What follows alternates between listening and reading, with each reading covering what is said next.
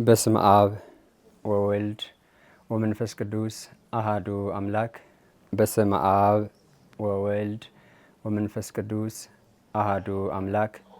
በስመ አብ ወወልድ ወመንፈስ ቅዱስ አሃዱ አምላክ። ቅዱስ እግዚአብሔር አምላከ ዘላለም እንዘ አሃዱ ሰለስቱ ወእንዘ ሰለስቱ አሃዱ ይሴለሱ በአካላት ወይትዋሃዱ መለኮት ለዛሃብ ጸሐነስ ከዛቲ ሰዓት አጋዕዝተ ዓለም ቅድስት ሥላሴ ንሰብሐክሙ ቤዛዊተ ኩሉ ዓለም ቅድስተ ቅዱሳን ንሴብሐኪ ተፈስሒ ኦ ወላዲተ እግዚእ ሐሴቶሙ ለመላእክት ተፈስሒ ኦ ንጽሕት ዜናሆሙ ለነቢያት ተፈስሒ እስመ ረከብኪ ሞገሰ እግዚአብሔር ምስሌኪ ተፈስሒ እስመ ተወከፍኪ ቃሎ ለመልአክ ፍስሐ ኩሉ ዓለም ተፈስሒ ኦ ወላዲተ ፈጣሪ ኩሉ ዓለም ሰላም ለኪ ኦ ቅድስት ድንግል ወላዲተ አምላክ ብርሃነ መስቀል ኃይለነ ወፀወንነ ንሴብሐከ። ቅዱስ ሚካኤል መጋቢ ብሉይ የኃይላት አለቃ የመላእክት አለቃ መላከ ምክሩ መላከ ሳዕል ቅሩበ እግዚአብሔር ለከ ይደሉ ክብሮ ስብሐት። ቅዱስ ገብርኤል መጋቢ ሐዲስ አብሳሬ ትፍሥሕት አብሳሬ ድንግል የእውቀት የጥበብ ባለቤት ክብር ላንተ ይሁንልን። ቅዱሳን በበማዕረግክሙ በበጾታክሙ ይደሎክሙ ክብሮ ስብሐት። ጥቀ አብጽሐይክሙ ለበዓለ ተፈጸመ ጽጌ ኩልክሙ ርቱዓን እንኳን አብጽሐነ እፎሃ አደርክሙ እንኳን አደረሰን። በተለያየ ዓለማት የምትኖሩ ርቱዓን እንኳን አደረሰን። ተመየጢ ሱላማጢስ መኃልየ ዘሰሎሞን ምዕራፍ 7 ቁጥር 1 ተመየጢ ሱላማጢስ። እንደ እግዚአብሔር ፈቃድ እንደ ስሉስ ቅዱስ ፈቃድ የምንማማርበት የትምህርት ርዕስ ይህ ይሆናል። ስሉስ ቅዱስ ምስጢሩን ገልጠው ያስተምሩን ዘንድ የእነሱ ቅዱስ ፈቃድ ይሁንልን።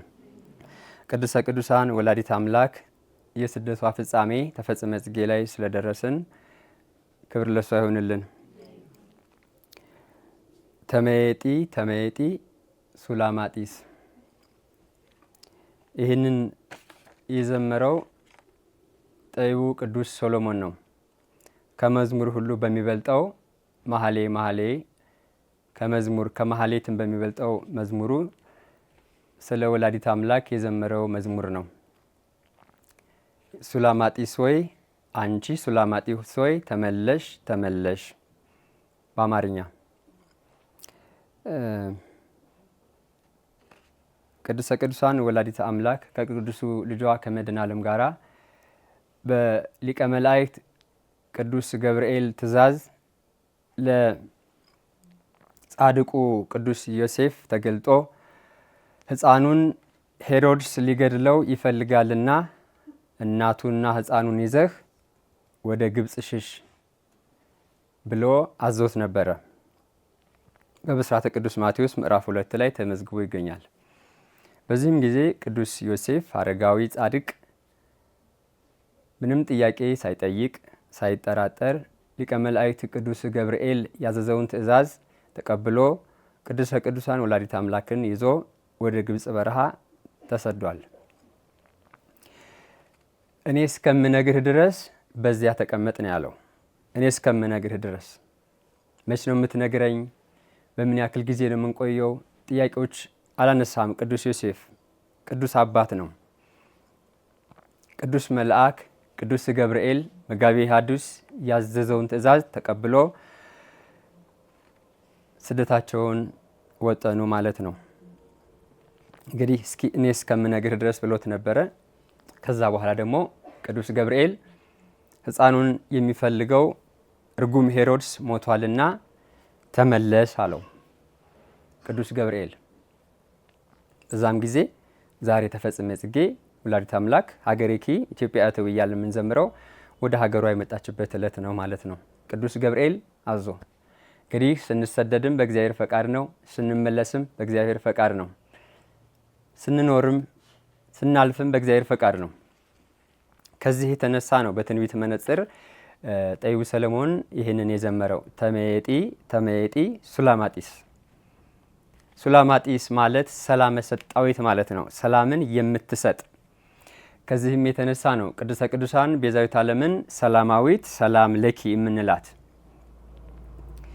ቅዱስ ሰሎሞን መንበረ ክብሩ ናት። ለወላዲተ አምላክ ከቅዱስ ሰሎሞን መንበረ ክብሩ ናት። ርግበ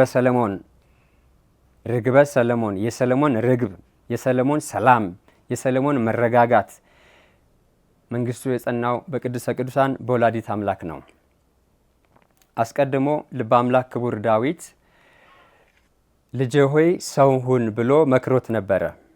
ልጄ ሆይ ሰው ሁን። ሁለት እግር ያለው ሁሉ ሰው አይደለም።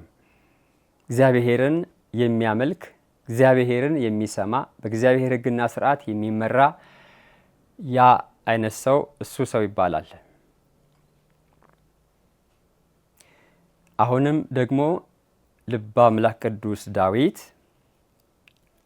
እምነ ጽዮን ይብል ሰብ ወተወልደ ሰብ በውስቴታ ወልዑል ወውእቱ ልዑል ሳረራ ብሎ ዘምሮልናል። መዝሙር 86 ቁጥር 5 ላይ እምነ ጽዮን ይብል ሰብ። እስኪ ሁላችንም እንበል እምነ ጽዮን ይብል ሰብ ወብእሲ ተወልደ በውስቴታ ወውእቱ ልዑል ሳረራ። ሰው እናታችን ጽዮን ይላል፣ በውስጧም ሰው ተወለደ።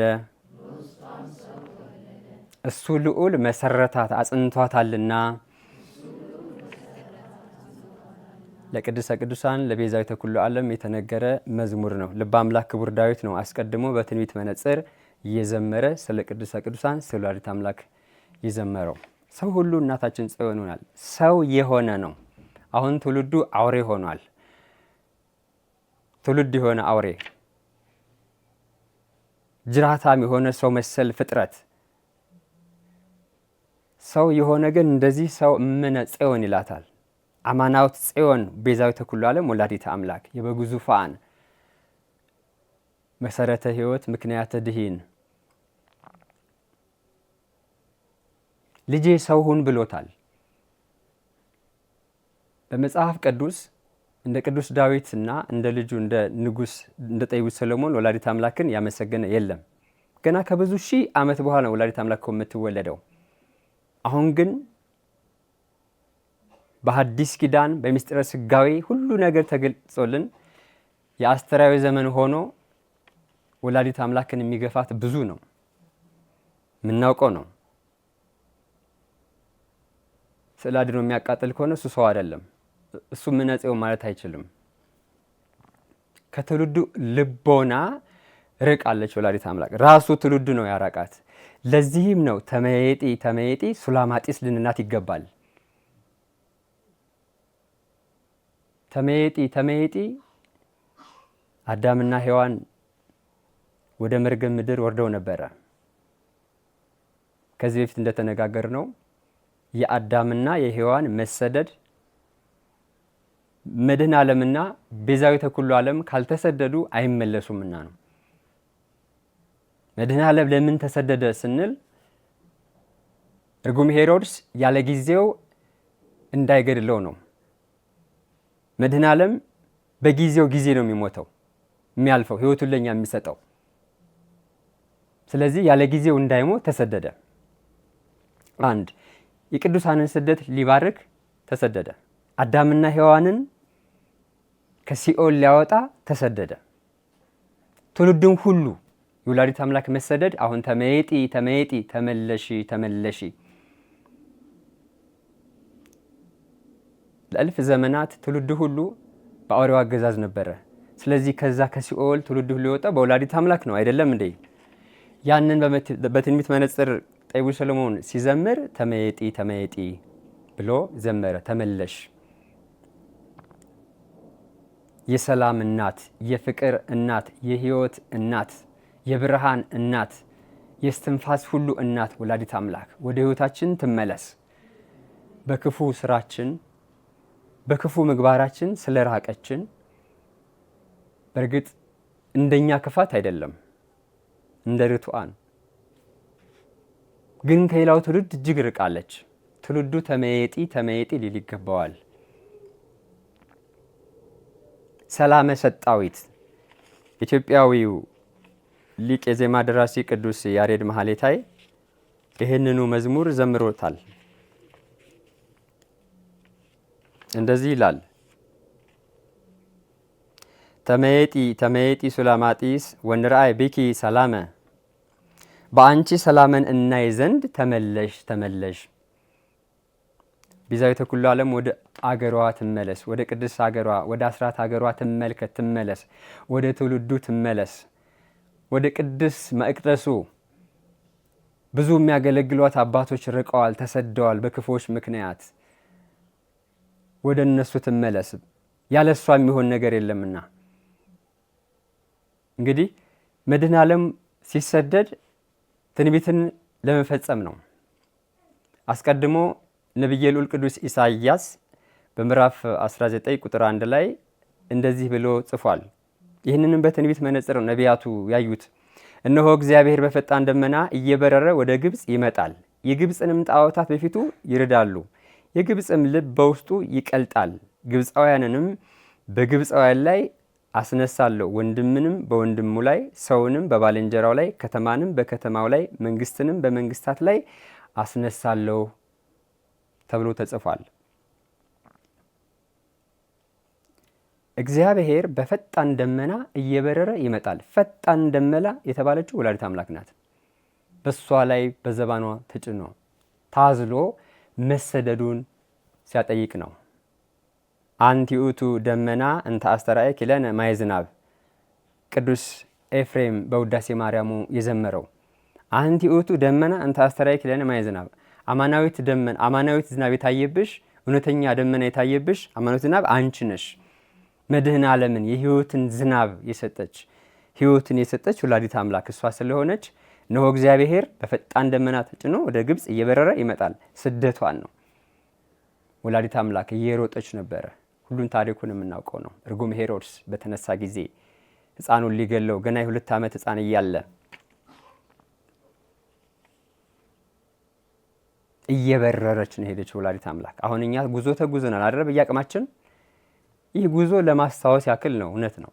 የሷ ግን ልዩ ነው። ከአእምሮም በላይ ነው። ከመነገርም ከተጻፈውም ከተነገረውም ከተሰበከውም ከተዘመረውም በላይ ነው የወላዲተ አምላክ መከራ።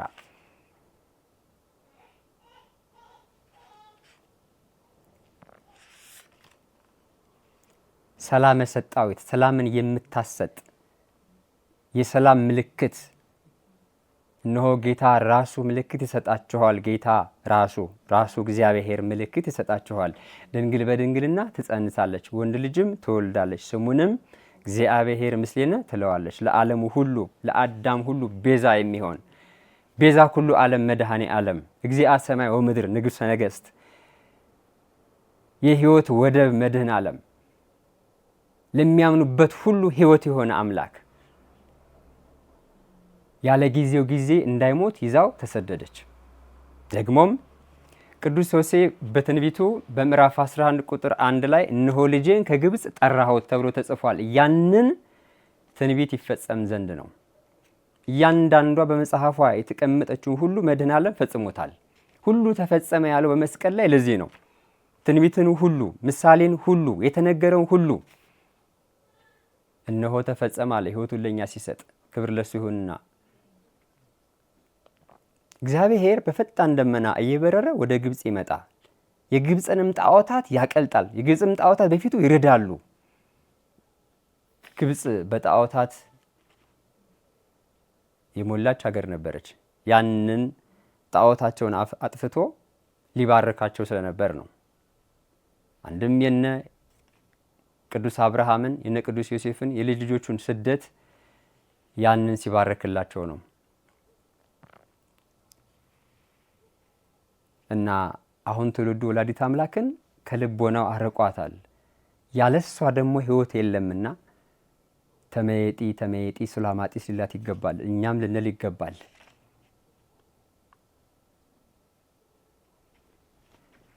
አሁንም ቅዱስ ኢሳይያስ የአስጨናቂዎችሽ ልጆች አንገታቸውን ደፍተው ወደ አንቺ ይመጣሉ፣ የናቁሽም ሁሉ ወደ እግርሽ ጫማ ይሰግዳሉ ብሎ ጽፎልናል። የናቁሽ ሁሉ ወደ እግርሽ ጫማ ይሰግዳሉ። ትንቢተ ኢሳይያስ ምዕራፍ 60 ቁጥር 14 ላይ የናቋት ሁሉ ወደ እግሯ ጫማ ይሰግዳሉ። ተጽፏል፣ ትንቢት ነው፣ ይፈጸማል።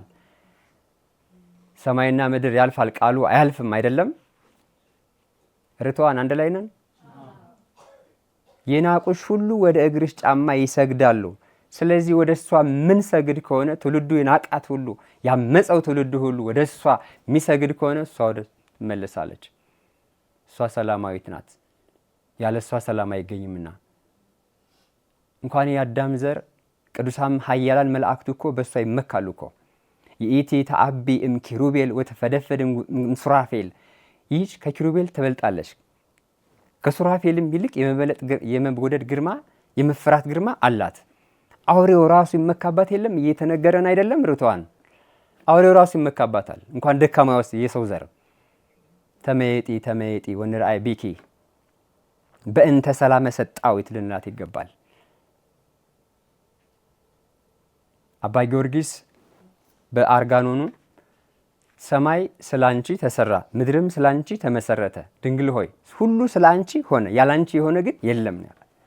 አዳምና ሔዋን ራሱ የተፈጠሩት አዳምና ሔዋን ቢፈጠሩ እሷ ከነሱ እንድትወለድ ነው። የነሱ መፈጠር ዓለምን አያድንም፣ የሷ መፈጠር ግን ዓለምን ያድናል። ፈጣሪ ዓለማት መጋቢ ፍጥረታት መድህን ዓለም ከሷ ይወለዳልና ዓለምን ድል ያደርጋልና። ለዚህም ነው ተመየጢ ተመየጢ ሱላማጢስነት ይገባል። አሁን ሄሮድስ መድህን ዓለምን ከነናቱ አሳደደ። ስልጣኑ እንዳይነጠቅ ነው፣ ከወንበሩ እንዳይወርድ ነው። ግን ሄሮድስ እኮ ግን ከ3 ዓመት በኋላ ሞተ። ያ ይመካበት የነበረው ስልጣን ሁሉ የዚህ ዓለም ነገስታት እንደዚህ ናቸው። መድኃኔ ዓለም ግን ለዘላለም ሕያው ነው። ቤዛዊተ ኩሉ ዓለም ወላዲተ አምላክ ለዘላለም ሕያዊት ናት። እርጉም ሄሮድስ ነው የሚለው መጽሐፍ። እርጉም ሄሮድስ ተልቶ ነው የሞተው፣ ሸቶ አይሆኑ ሆኖ እግዚአብሔር ቁጣ በሱ ላይ በዝቶ እልፍ ሕፃናትን አስገደለ። መድኃኔ ዓለም እናገኘዋለሁ ብሎ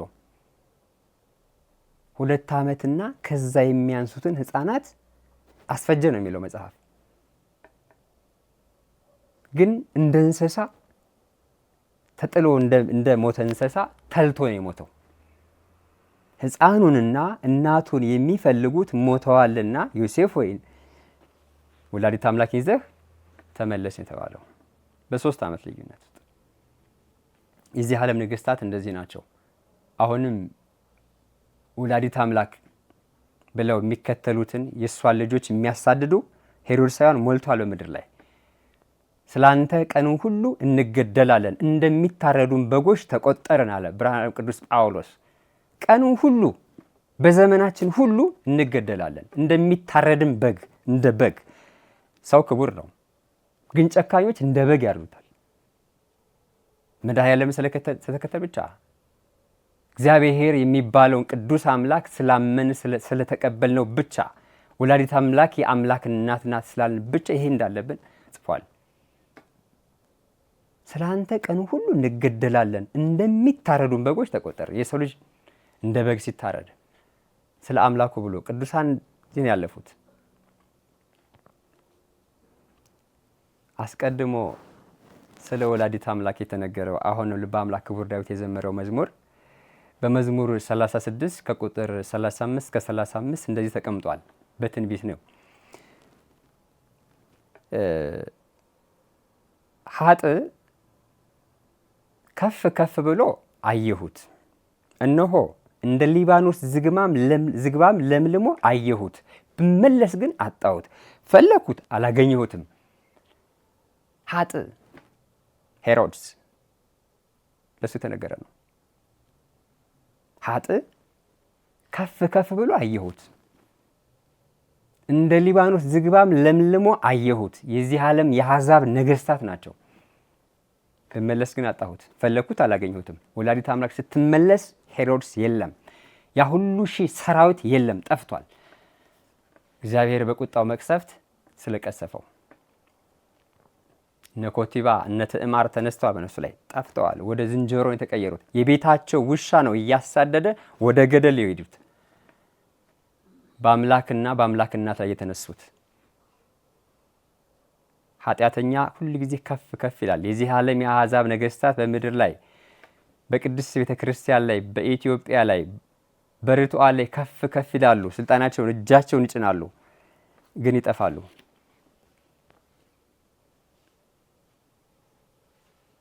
ተመየጢ ተመየጢ ወንርአይ ብኪ ልንላት ይገባል። አሁን በተለይ ያለንበት ዘመን ምን አይነት ዘመን ነው?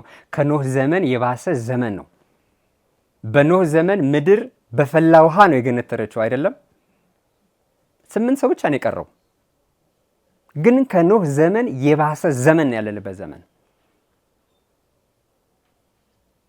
ወላዲት አምላክ እኮ ስትጸልይ ራሱ እኮ ትውልድ ሁሉ እንደሚያመሰግኗት ነው እኮ በመጽሐፍ ቅዱስ የሚናገረው እኮ። ከትውልድ ውጪ የሆነ ትውልድ ነው እንዴ ያለው?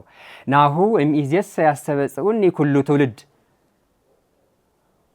ብስራተ ቅዱስ ሉቃስ ምዕራፍ 1 ቁጥር 48 ላይ ናሁ እምይእዜሰ ያስተበጽኡኒ ኩሉ ትውልድ፣ እነሆ ከዛሬ ጀምሮ ትውልድ ሁሉ ብፅዕት ይሉኛል፣ ንዕድ ክብርት ይሉኛል፣ ያመሰግኑኛል።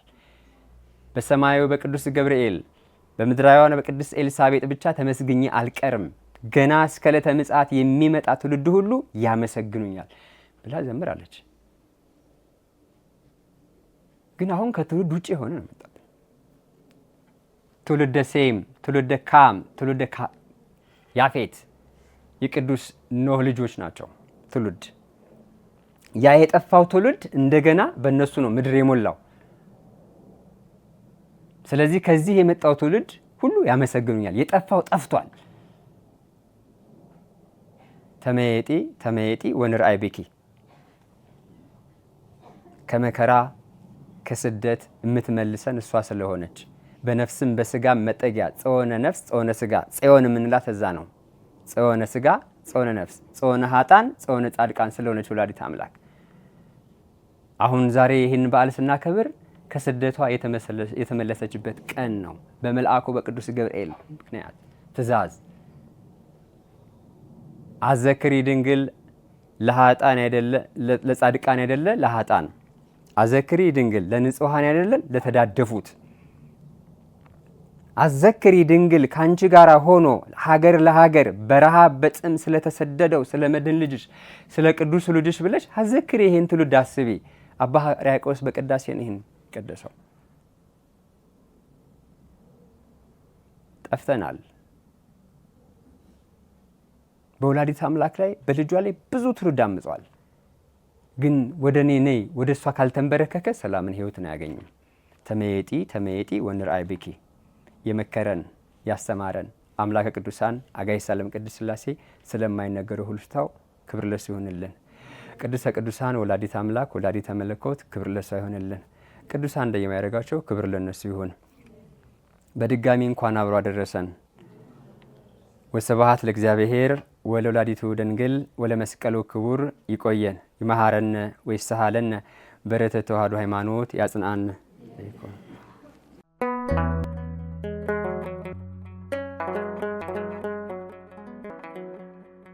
ዘኢትዮጵያ